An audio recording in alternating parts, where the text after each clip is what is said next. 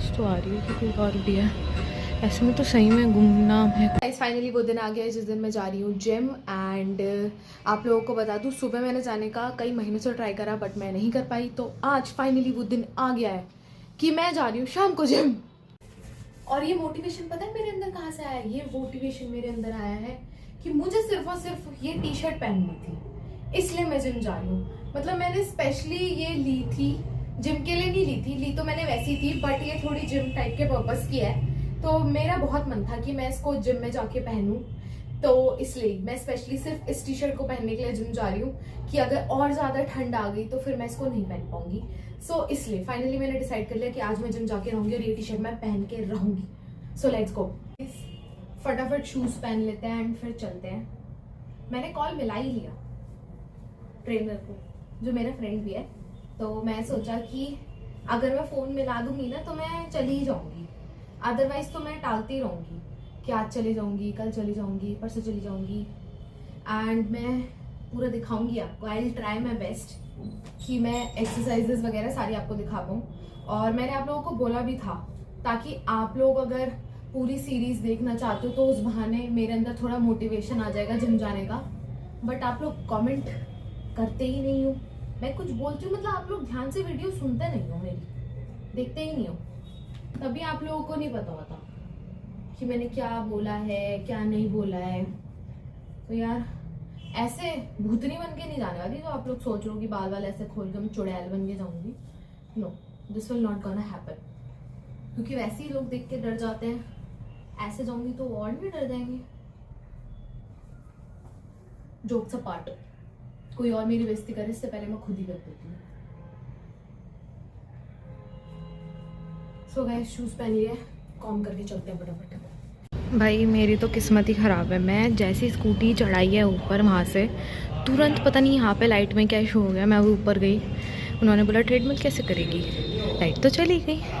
मैं कहा यार मेरी किस्मत ही ख़राब है। देखो पूरा अंधेरा हो रहा है जिम में, कहीं कुछ नहीं दिखेगा तुम्हें। मेरी शक्ल भी बस इतनी सी दिख रही होगी। वैसे मैंने कहा नीचे भेज तो रहे हो मेरे को ट्रेडमिल वगैरह करने के लिए, प्रेत आत्माएं वगैरह घूम रही होंगी तो उसका क्या होगा। लोग थे वो भी गए तो अब क्या मैं ही बची हूँ यहाँ पे। भाई कैसे आ रही है फ्लेम से एकदम से आवाज़ तो आ रही है कि कोई और भी है। ऐसे में तो सही में गुमनाम है कोई वाली वाइब आएगी।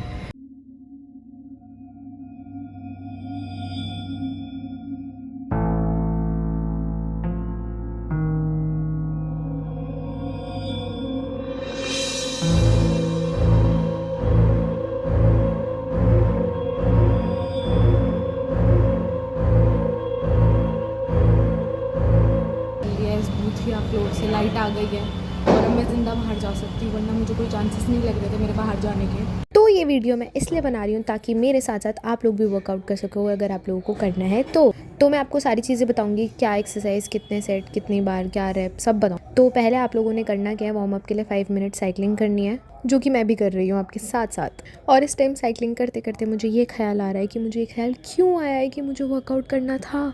तो मेरे साथ साथ अगर आप लोग भी बहुत दिन में वर्कआउट कर रहे हो तो साइकिलिंग करते करते आपके पैरों में दर्द तो होगा, बट कोई बात नहीं, दर्द के आगे जीत है। कदम कदम बढ़ाए जा, ट्रेडमिल की तरफ तू जाए जा। मेरे चलने का तरीका ही देख के पता चल रहा होगा कि मेरे पैर तो अभी से ही जवाब देने लगे हैं।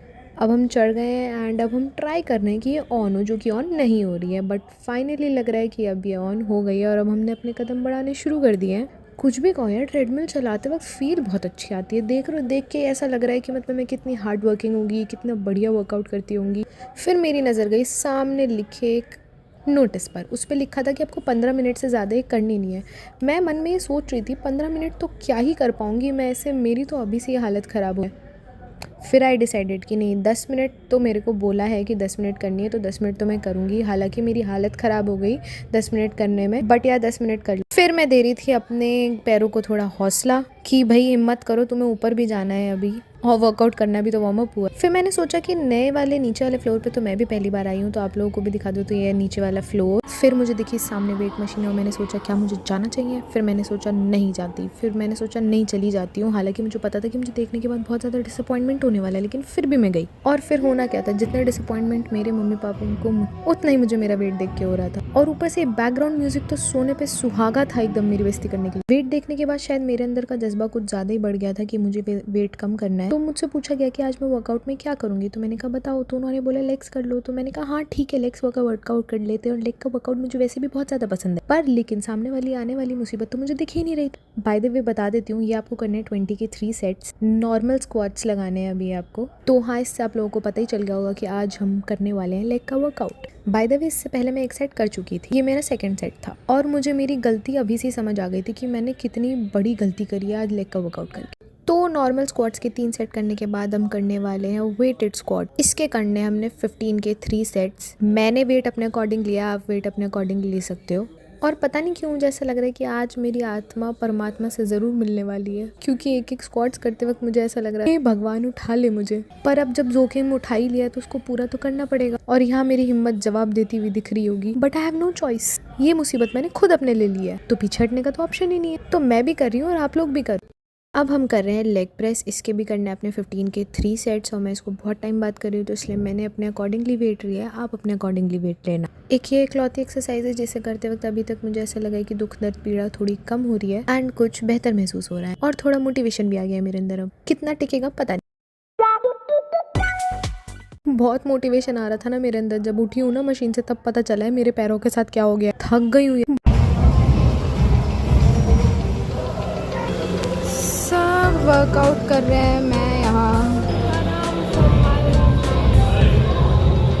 मैंने कमर कस ली थी अपनी नेक्स्ट एक्सरसाइज के लिए एंड मुझे पता चला मुझे करने वॉकिंग लंजेस। बट यार ये मेरी वीडियो के टाइम में क्यों सब लोगों को इधर से उधर घूमना होता है। फाइनली सब लोग चले गए, मैं आराम से वीडियो में आ सकती हूँ। बाय द वे ये करने हमने 6 सेट। दैट मीन्स अभी जो आपको जितना पोर्शन में दिख रहा है वो तो बहुत थोड़ा सा है, इससे लंबा है एरिया जिसमें करना है। तो आना जाना एक सेट है, ऐसे 6 सेट करने हैं। भाई देख के पता चल रहा होगा मेरे पैर लेजिट मुड़ नहीं रहे हैं यार। मैं कह रही हूँ करूँ कैसे, फोल्ड ही नहीं हो रहा है पैर जरा भी। आई मीन बेंड नहीं हो, क्या बोलती मैं।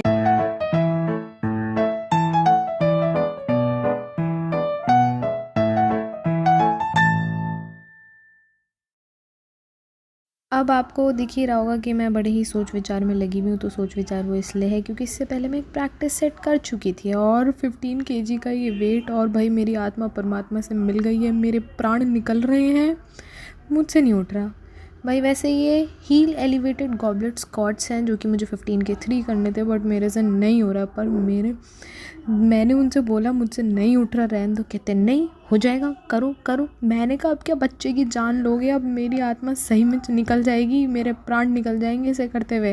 बट वो तो टस से मस नहीं हुए और मुझे जैसे तैसे, देख रहे हो कितनी हालत ख़राब हो रही है, जैसे तैसे मैंने मर के ना रुक के ये सेट कंप्लीट करे हैं 3। मेरा दिल जानता है कैसे।